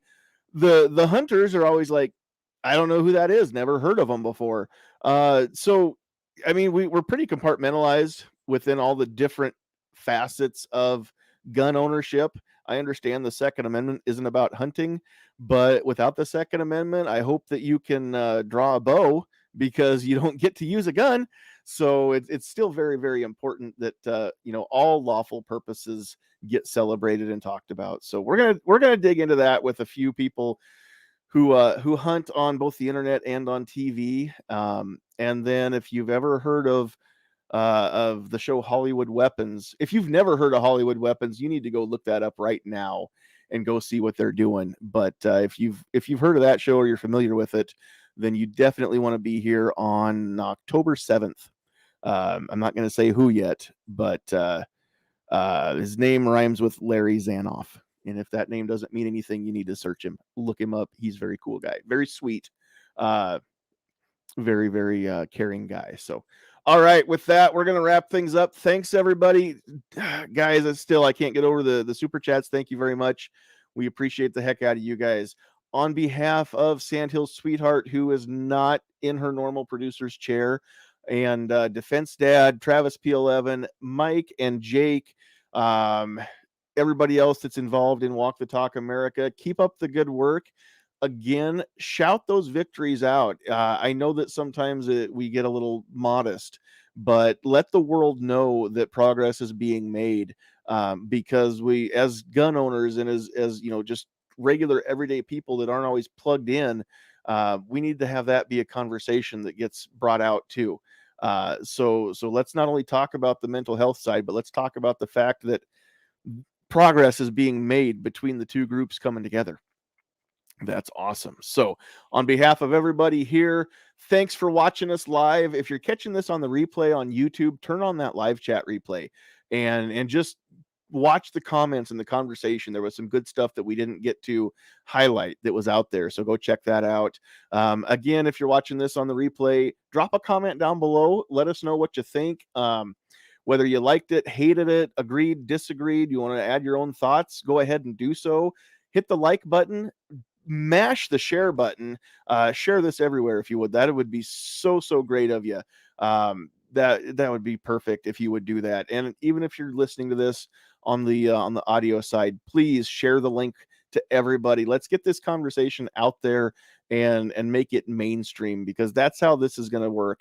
Is we just got to have more and more people talking about it. The more people talk about it, the less scary and the less mystique there is, right? So thanks, guys, for being here. God bless all of you. God bless you for watching, but it's that time.